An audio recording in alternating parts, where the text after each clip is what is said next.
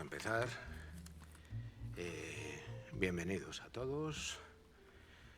Empezamos una nueva asamblea y pues el plato bueno de principio de desayuno. La doctora Villanueva, Patricia Villanueva, nos va a dar una charla sobre el problema del pie dentro de lo que es la paraparesia espástica. Por favor.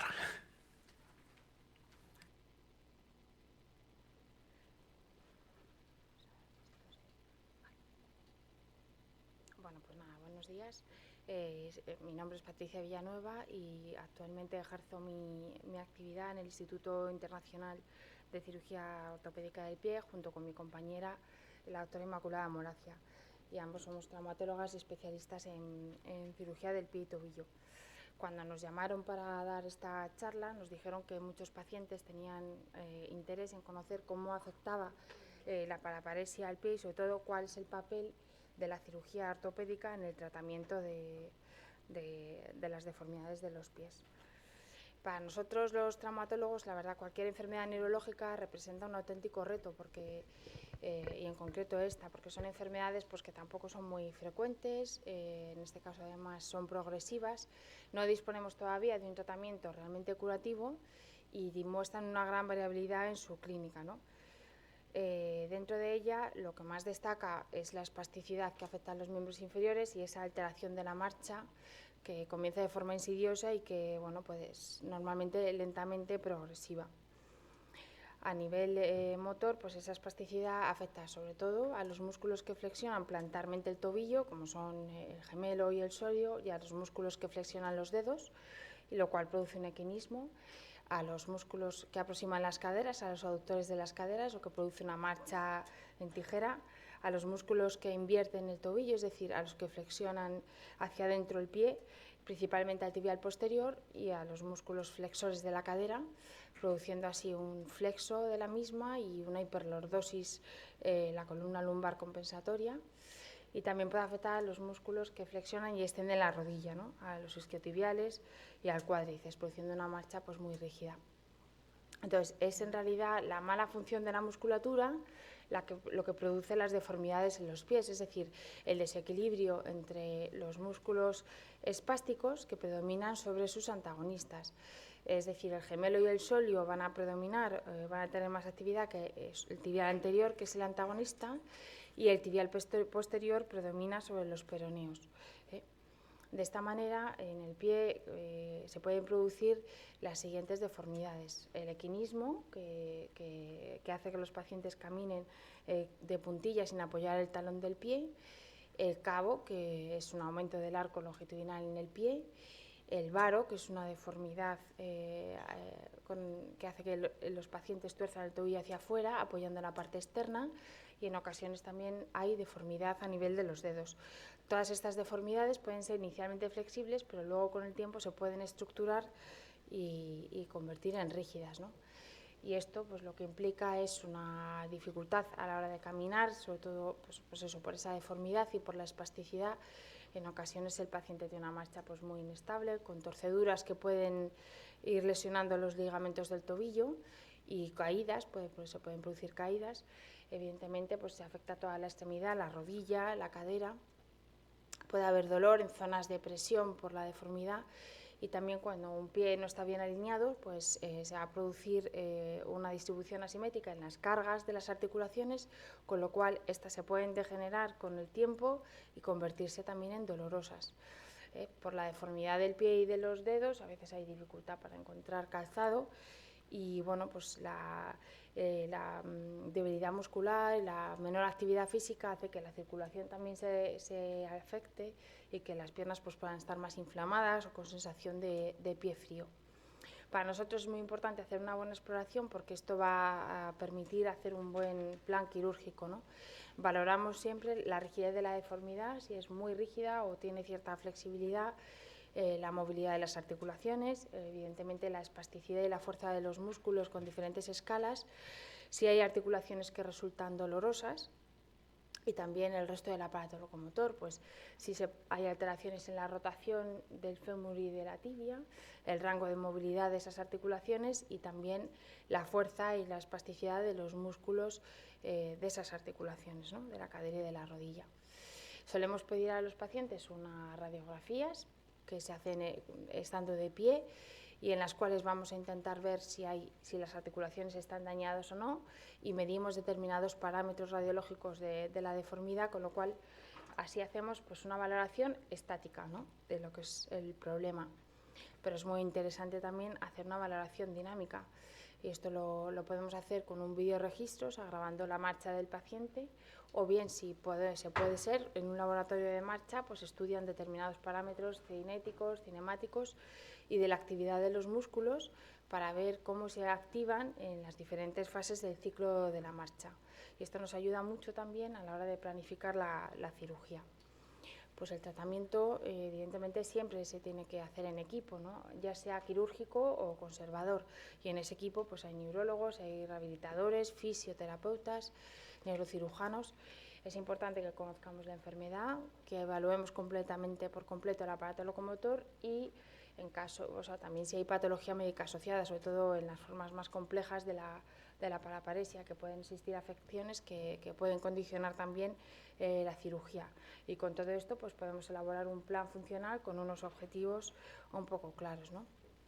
Las opciones del tratamiento, pues médico, pues el médico, aparte con medicación, rehabilitador, ortésico y quirúrgico, que es el del que vamos a hablar principalmente, ¿no? Nosotros indicamos la cirugía cuando la deformidad no se trata de forma adecuada con el tratamiento conservador y cuando dificulta pues la marcha o el uso de un calzado, o si el paciente ya no camina, pues las transferencias de la cama a la silla. Y hay que decir que no solo se reserva para casos graves, no hay que esperar a que el pie esté muy deformado para valorar una cirugía, ¿no? Y los objetivos tienen que ser realistas, es decir, nosotros con la cirugía evidentemente no podemos modificar o cambiar ciertos patrones de marcha o corregir ciertos problemas que realmente son centrales, pero sí podemos conseguir alinear un pie y de esta manera pues que sea plantilla, es decir, que apoye por completo y de una forma adecuada, pues que el pie sea estable, que sea más funcional, que pueda ser más adaptable a un calzado, ¿no? Y para eso podemos hacer diferentes tipos de procedimientos óseos, de partes blandas o una combinación de unos y otros. Vamos a empezar hablando de los procedimientos sobre las partes blandas, ¿no? Estos procedimientos nos ayudan a corregir la deformidad, a disminuir la espasticidad, a mejorar el rango de movimiento de las articulaciones, a restituir el equilibrio entre los músculos agonistas y antagonistas. Como he dicho, normalmente se combina con cirugía ósea, y hay tres tipos de procedimientos de partes blandas que podemos hacer: liberaciones, alargamientos de tendones y transferencias de tendones. Vamos a explicar cada uno de ellos. Cuando hay una deformidad del pie, sobre todo cabo varo o equino, pues existe una retracción, es decir, como un acortamiento de las partes blandas de la parte posterior y medial del pie, y esto hace que sea necesario liberar, es decir, cortar ciertas estructuras, como puede ser la fascia plantar o fascias de determinados músculos, cápsulas de articulaciones o ligamentos, ¿no? Estas son las liberaciones. Por otro lado, podemos hacer alargamientos de tendones. Estos alargamientos los podemos hacer de forma percutánea, es decir, abriendo con incisiones muy pequeñitas, o con una cirugía abierta tradicional. Podemos actuar sobre el mismo tendón o a nivel del músculo. Y en ocasiones lo que hacemos es, en vez de alargar los tendones, hacer secciones de los mismos, acortarlos, tenotomías completas, sobre todo en el caso de los dedos. Y los tendones sobre los que más actuamos son el tibial posterior, el tendón de Aquiles o los flexores de los dedos. Este es un ejemplo de un alargamiento, por ejemplo, del gemelo, ¿no?, que lo realizamos en la parte media de la pierna con una pequeña incisión. Accedemos al músculo gemelo y abrimos lo que es la envoltura del mismo, las fibras blancas, sin cortar el músculo, solamente las fibras blancas. Esto lo hacemos cuando el equinismo del pie mejora al doblar la rodilla, lo cual nos indica que ese equinismo procede del acortamiento de la espasticidad del músculo gemelo. Cuando no es así, o sea, cuando doblando la rodilla el equinismo no mejora, tenemos que actuar sobre el tendón. Los alargamientos del tendón, por ejemplo, de Aquiles, pues lo podemos hacer, como hemos dicho, de forma percutánea con 3 pequeñas incisiones que realizamos sobre el tendón, o en otras ocasiones lo hacemos de forma abierta. Hacemos una incisión en la parte medial del tobillo y buscamos el tendón, lo cortamos en forma de Z y luego lo suturamos con la tensión adecuada. Existe la creencia de que muchas veces los músculos espásticos son muy potentes, pero en realidad son más cortos y más débiles y rígidos de lo normal, lo cual implica que si hacemos demasiados alargamientos y no lo hacemos de forma adecuada, podemos empeorar también la función de los pacientes. Por ejemplo, si alargamos en exceso el tendón de Aquiles, pues podemos producir la deformidad contraria, tener un pie que llamamos un pie calcáneo, ¿no? O si, por ejemplo, alargamos demasiado los isquiotibiales de la rodilla, esta se puede recurvar aún más, o sea que hay que tener cuidado con estas cirugías de alargamientos, ¿no? Y el último procedimiento de partes blandas son las transferencias de tendones. Una transferencia consiste en movilizar el punto de inserción, es decir, el punto de anclaje de un tendón, y cambiarlo de posición, ¿no? Con el objetivo de mejorar una deformidad o de restituir una función, un movimiento. Entonces, las transferencias sí que nos ayudan mucho a la hora de evitar que la deformidad recurra. También permiten restaurar el equilibrio de la musculatura. Se hacen aisladamente solo cuando la deformidad es muy flexible y normalmente asociada a cirugía ósea. Y es muy importante seleccionar estas transferencias en función de la exploración física y para ver en qué fase, como he dicho, el ciclo de la marcha se activan los músculos, ¿no? Estos son los ejemplos de determinadas transferencias que hacemos. Por ejemplo, aquí hemos transferido el tibial posterior, que es el principal inversor del pie, a la parte externa, y de esta manera podemos corregir un pie cabo. O otra transferencia que realizamos mucho es la del peroneo longus al peroneo brevis. El peroneo brevis es el principal músculo que evierte el pie, y haciendo esta transferencia potenciamos esa acción. También podemos transferir, por ejemplo, el extensor del primer dedo al primer metatarsiano, y esto lo realizamos pues, para corregir, por ejemplo, un primer dedo en garra, y encima además podemos potenciar la flexión dorsal del tobillo. Luego hay otro tipo de procedimientos óseos, ¿no? Que son 2 básicamente: osteotomías, artrodesis, y también podemos combinar uno y otro. Una osteotomía es un corte que hacemos en un hueso para corregir el alineamiento, preservando la articulación, es decir, un corte en el hueso sin tocar la articulación. Para ello, pues esas articulaciones evidentemente tienen que estar sanas, y está especialmente indicado pues, en pacientes pediátricos, ¿no? Donde queremos preservar las articulaciones. Y podemos hacer las osteotomías en diferentes niveles, en diferentes huesos del pie, en función de dónde se localiza la deformidad. Les pongo algunos ejemplos. Por ejemplo, en este primer caso hemos realizado una osteotomía valguizante a nivel del tobillo. Está deformado en varo, y lo que hacemos es cortar por encima del tobillo para corregir esa posición de la articulación, y al mismo tiempo así evitamos que se siga deteriorando. También a veces por esa mala función muscular pues se producen rotaciones, como hemos dicho, en los huesos, ¿no? Y es frecuente que exista una rotación interna a nivel de la tibia. Pero eso a veces tenemos que hacer osteotomías derrotatorias, es decir, cortamos el hueso de la tibia por encima de la articulación y lo derrotamos, y eso nos ayuda mucho a corregir el cabo del pie. Siempre que hacemos un corte en el hueso, pues hay que utilizar algo para sujetarlo, ¿no? Material de osteosíntesis, que puede ser placas, puede ser tornillos, incluso agujas, ¿no? Otro nivel donde hacemos osteotomías pues puede ser el calcáneo, que es el principal hueso del talón del pie. Hacemos el corte y lo desplazamos lateralmente para corregir la deformidad en varo, y de esta manera pues mejorar el brazo de palanca del tendón de Aquiles. Otra zona donde podemos hacer osteotomías es a nivel de la zona media del pie, y nos ayuda sobre todo a mejorar ese arco longitudinal que está aumentado.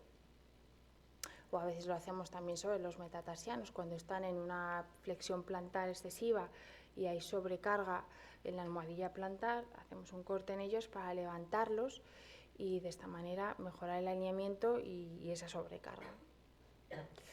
Y por último, el otro procedimiento que hacemos son las artrodesis. Las artrodesis son fusiones de las articulaciones, ¿no?, que hacemos para corregir deformidades.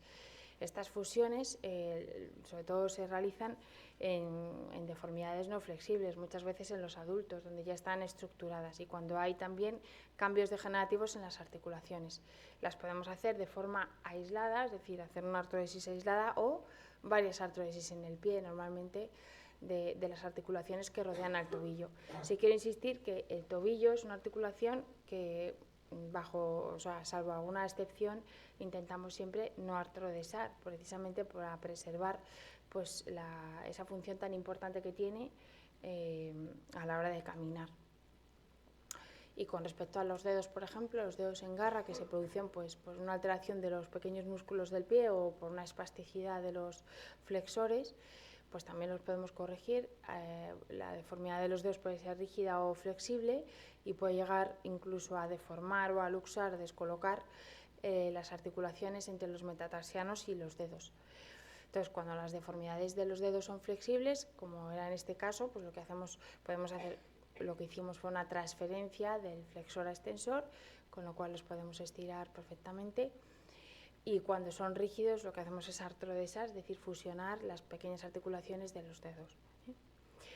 También quería comentar un poquito cómo es la cirugía realmente del pie o cómo la hacemos. Normalmente utilizamos una anestesia raquidia y el anestesista suele dejar un catéter que nos sirve además para la analgesia posterior. Normalmente el paciente suele estar ingresado 2 días en el hospital. Primero le inmovilizamos con una férula de escayola y luego ponemos este tipo de bota que solemos mantener, sobre todo si hacemos cirugía ósea, durante 6-8 semanas. Y en ese tiempo pues el paciente no puede apoyar, tiene que estar inmovilizado con esa bota, pero pasado ese tiempo comenzará el apoyo y la rehabilitación. Y a ver si funciona, porque no lo sé. Quería enseñarles unos vídeos porque quería decir que la mayor experiencia que tenemos nosotros del tratamiento de la espasticidad procede más que de esta enfermedad en concreto, de otras como la parálisis cerebral o las secuelas de ictus o de traumatismos craneoencefálicos, ¿no? Por ejemplo, es una paciente que tuvo un ictus con hemiparesia derecha y una espasticidad importante, y tenía pues una dificultad grande para la marcha, necesitaba siempre pues la ayuda de su marido o de una muleta porque no podía caminar sola, y como veis pues tenía una mala posición en el pie que le hacía caerse y se encontraba bastante limitada, ¿no? Entonces es posible, ya digo, que con la cirugía, como verán en el otro vídeo, pues mejorar la posición del pie. Como ven, ya la paciente puede caminar de forma autónoma, y es cierto que, como les decía, no podemos conseguir cambiar su patrón de marcha y su problema central, pero sí ha mejorado pues eso, la autonomía al corregir el pie, la rapidez de la deambulación y la verdad es que con un resultado bastante favorable, ¿no? Luego, no tengo el vídeo preoperatorio, pero sí que les quiero enseñar este caso, que es un caso de un paciente con una paraparesia espástica que hemos operado de los 2 pies, y no solo de los pies, sino también de los dedos. Y bueno, aunque necesita una ayuda para la marcha, pues es autónomo, tiene un buen apoyo, ya no se cae, y también pues el resultado para él ha sido bastante satisfactorio, ¿no? Y bueno, con esto solamente concluir diciendo pues que el tratamiento quirúrgico en realidad también es una opción a tener en cuenta como una alternativa a los tratamientos conservadores, y que en la mayor parte de los casos consiste en una combinación de procedimientos tanto óseos como de partes blandas, y nuestro objetivo es tener un pie plantígrado y funcional que permita mejorar pues la deambulación y la autonomía de los pacientes a la hora de caminar. Pues nada, muchas gracias por su atención, y si tienen alguna pregunta o alguna cosa que quieran... ¿Tenéis alguna pregunta?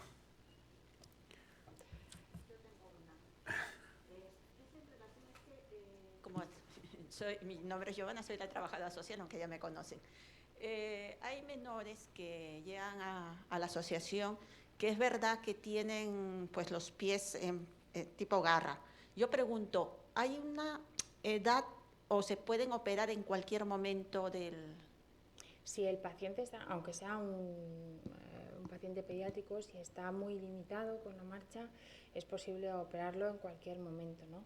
Sobre todo de las deformidades, por ejemplo, garra de los dedos, se refiere, por ejemplo, de los dedos, sin problema. Otra cosa es que haya que hacer cierta cirugía multinivel, quiere decir que haya que operar no solo el pie, sino la cadera y la rodilla. Entonces, a lo mejor sí que se espera a una edad mínima de 7-8 años, donde ya pues el paciente ha establecido su patrón de marcha y es diferente, pero para a veces correcciones como el equinismo o correcciones de los dedos en garra no hay una edad mínima, porque si eso le limita mucho para caminar también es importante corregirlo. Es posible que necesite cierta, a lo mejor otra cirugía cuando sea más mayor, pero lo importante es que vaya caminando, ¿no? Y si es eso lo que le limita, pues se puede operar en cualquier momento. Lo importante es que tenga autonomía. Claro. Gracias. Sí, claro, lo que estaba preguntando Giovanna también quizá estaría limitado o motivado por el crecimiento, entiendo. Claro, pero bueno, evidentemente hay cirugías que se hacen en niños que no, o en adultos, quiero decir, que no hacemos en niños, ¿no? En el sentido de que, bueno, que para hacer una artrodesis o ciertas cirugías, evidentemente hay que esperar a que el crecimiento del pie se produzca. Pero sí que se pueden hacer pues transferencias o alargamientos a una edad más corta para que el paciente pueda caminar. Sí, claro, esto es el caso particular que estamos en lo de siempre. Se habla de una generalidad, pero luego tienes que llegar al particular para decir, oye, pues mira, tengo que solucionar este problema porque es que no tiene movilidad y entonces tienes que atacar sobre eso. Pues muchísimas gracias por vuestra colaboración. Es una de las cosas que estamos o que se puede hacer dentro de la paraparesia espástica. Ya habéis visto que no tiene por qué ser paraparesia espástica. Ellos trabajan sobre otras enfermedades, lo mismo que otras enfermedades podemos aprovechar su conocimiento en la paraparesia espástica. Sí, realmente es así, porque ya digo, la experiencia fundamental, la espasticidad para nosotros ha sido, bueno, es y sigue siendo la parálisis cerebral como entidad general, y luego pues eso, pues en adultos también pues todas las secuelas, como he dicho, de accidentes cerebrovasculares o de traumatismos craneoencefálicos o alguna otra enfermedad neurológica que se caracteriza por espasticidad, ¿no? Es verdad que no hay muchos pacientes que vengan con este diagnóstico de paraparesia espástica, incluso revisando la literatura, pues tampoco hay series específicas de cirugía de esta enfermedad. La engloban dentro, pues eso, de problemas neurológicos espásticos combinado con otros diagnósticos, ¿no? Pero bueno, que sí que es posible. Yo creo que la idea es esa, ¿no? Que el tratamiento médico tiene un campo, pero que la cirugía está ahí y puede también tener su función, ¿no?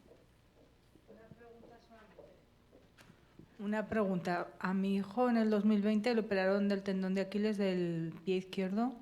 Ya lo vuelve al año y ya lo tenía otra vez igual, porque no le pusieron ningún aparato, igual porque estaba creciendo. Entonces, lo que te quería preguntar, si ahora que tiene el tendón tan acortado como lo tiene, ¿eso le puede limitar el crecimiento? No tanto el crecimiento de los huesos, sino más bien la función, ¿no? Y puede producir más acortamiento, quiere decir que eso es una cosa que se puede solucionar, no porque le afecte al crecimiento de los huesos en general, pero le afecta pues por la deformidad que tiene en equino, ¿no? Claro, el problema es que lo tendrían que operar otra vez y si no le ponen aparato ya estaríamos otra vez igual. Bueno, es que hay que explorar bien y ver un poco también qué técnica le hicieron. Yo no sé cómo la alargaron. Le acortaron